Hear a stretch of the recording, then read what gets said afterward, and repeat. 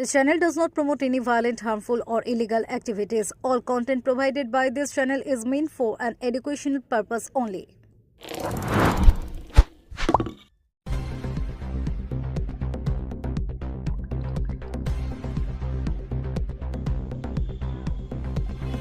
চতুর্থবার কন্যা সন্তান জন্ম নেওয়ায় সদ্যজাত শিশুকে শ্বাসরোধ করে খুন। ঘটনায় বাবা এবং মাকে যাবজ্জীবন কারাদণ্ডের নির্দেশ দিল চুঁচুড়া আদালত। পান্ডুয়ায় চাঞ্চল্যকর কন্যা শিশু হত্যা মামলায় দৃষ্টান্তমূলক শাস্তি। চতুর্থবার কন্যা সন্তান জন্ম নেওয়ায় সদ্যজাত শিশুকে শ্বাসরোধ করে খুনের ঘটনায় বাবা নারায়ণ টুডু ও মা পূর্ণিমা টুডুকে যাবজ্জীবন কারাদণ্ডের নির্দেশ দিল চুঁচুড়া আদালত। বৃহস্পতিবার অতিরিক্ত জেলা ও দায়রা বিচারক তৃতীয় কোর্ট কৌস্তব মুখার্জি এই রায় ঘোষণা করেন।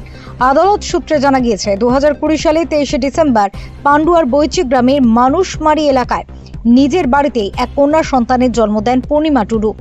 অভিযোগ, পরিবারে চতুর্থবার কন্যা সন্তান জন্ম নেওয়ায় ক্ষুব্ধ হয়ে সদ্যজাতকে শ্বাসরোধ করে খুন করা হয়। পরে শিশুটির দেহ একটি খালে ফেলে দেওয়া হয় বলে তদন্তে উঠে আসে।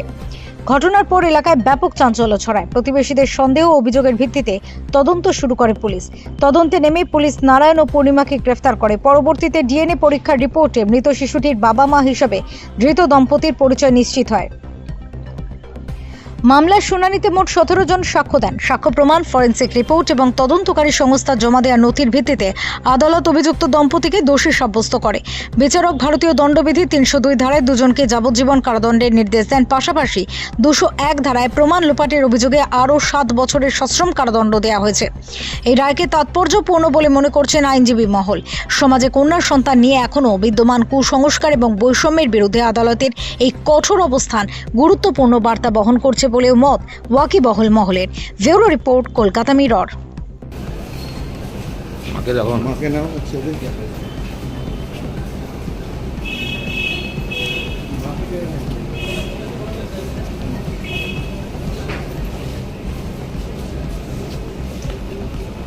মেরেছিলেন কেন নিজের মেয়েকে?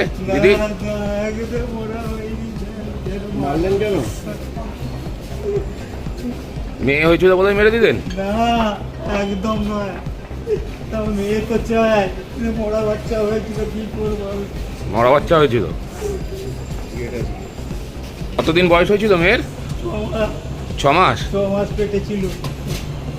তারপর মাঠে গিয়েছিলাম, মাঠ থেকে পড়ে যায়, দুবার পড়ে গিয়েছিল।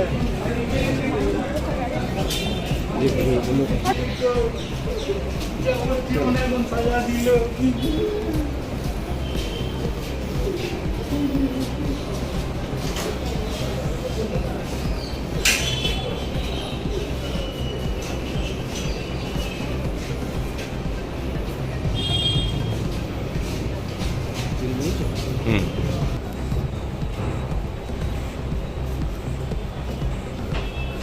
বড় কেসের একটা কনভিকশন হলো।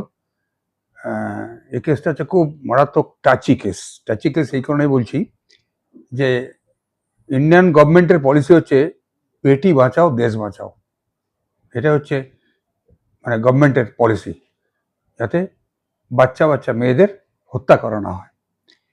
এক্ষেত্রে আজকের যে কেসটা হচ্ছে, এই কেসে 2 জন আসামি, একজনের নাম হচ্ছে নারায়ণ টুডু আর একজন হচ্ছে পূর্ণিমা টুডু। এই পান্ডুয়ার একটা গ্রামে এদের বসবাস। সেখানটায় পূর্ণিমা টুডু সন্তান সম্ভবা ছিল। তা সন্তান সম্ভব হলে আস্তে আস্তে তাদের দৈহিক কিছু পরিবর্তন হয় এবং ওই যখন একদম অ্যাডভান্স স্টেজ অফ প্রেগনেন্সি ছিল তখন তার সেটা প্রতীয়মান ছিল, গ্রামের সবাই জানতো। হঠাৎ একদিন দেখা গেল তাকে একদম নর্মাল, তার পেটে কোনো রকম বৃদ্ধি নেই, একদম নর্মাল মানুষের মতো। তখন পাড়ার লোকরা জিজ্ঞেস করছে, কবে বাচ্চা হলো রে, কি বাচ্চা হলো? সে কিছু উত্তর দিচ্ছে না সঠিক। ঠিক তারপরে দেখা গেল যে কাছাকাছি একটা খালে সেখানটায় একটা বাচ্চা মরার দেহ ভাসছে। তখন এই গণেশ মুর্মু বলে এক ভদ্রলোক বা যে লোক ওখানকার লোকাল, সে তখন এসে ওদের চার্জ করলো এবং আরো অন্যান্য প্রতিবেশীরা, বল কোথায় রেখেছিস, কোথায় বাচ্চা দেখা। তখন সে ভয় পেয়ে এই দুজনেই বলল যে যেহেতু ওটা মেয়ে সন্তান হয়েছিল, আমরা সেটাকে মেরে ফেলে আমরা নিয়ে গিয়ে নাইলনের ব্যাগে করে ওই খালে ফেলে দিয়েছি। এই হচ্ছে কেস। এবং এই কেসটা হওয়ার পরেই ওই গণেশ মুর্মু যাকে বললাম, সে ওখানকার একজন মোড়ল টাইপের আর কি, সে এগিয়ে এফআইআরটা লজ করলো এবং যে ঘটনাটা বললাম ঠিক ঘটনাটা জানিয়ে সেই এফআইআরটা লজ করলো। সেই এফআইআরটা লজ করার পরে এই মামলাটা যেটা সেটা শুরু হলো এবং সেটা পান্ডুয়া থানার অন্তর্গত ছিল। সেই জন্য সেই এফআইআর পরে পান্ডুয়া PS 416/20 ডেটেড 24/12/20 এই পান্ডুয়া থানাতে এই কেসটা স্টার্ট হলো। সেকশন হলো 302, 201, 34 ইন্ডিয়ান পেনাল কোড, এই ধারা মতো। এইবার যে জিনিসটা দেখার আছে যে এই মামলার তদন্তকারী অফিসার ছিলেন বুদ্ধদেব সরকার। পুলিশ খুব নিপুণ হাতে খুব সুন্দরভাবে এই মামলার তদন্ত করে এবং সবচেয়ে বড় কথা হচ্ছে যে এটায় ডিএনএ টেস্ট করানো হয়েছিল এবং ডিএনএ টেস্টেও দেখা গেছে যে সেই বাচ্চাটা এই যে মা পূর্ণিমা টুডু তাদের ডিএনএ টেস্ট ম্যাচিং পজিটিভ হয়েছে।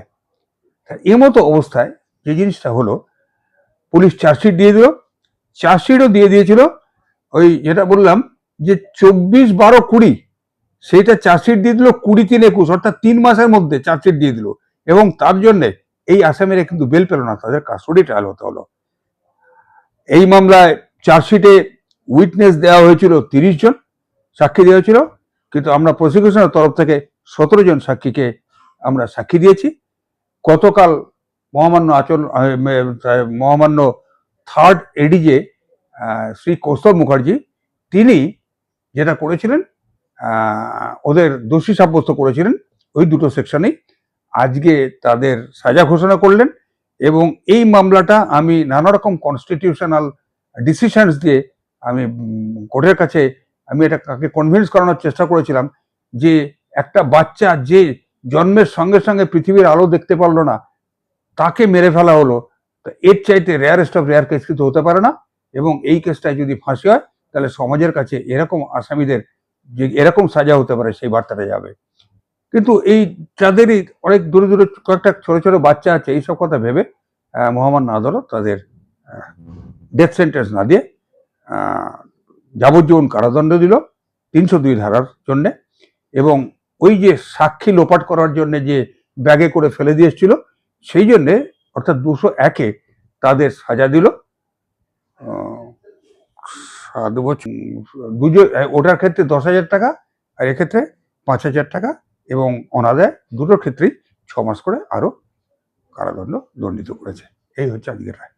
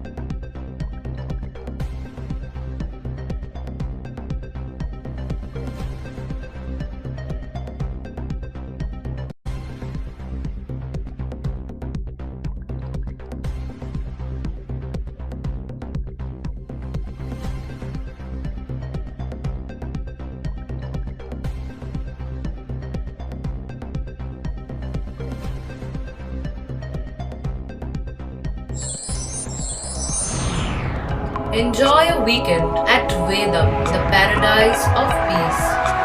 A home away from home.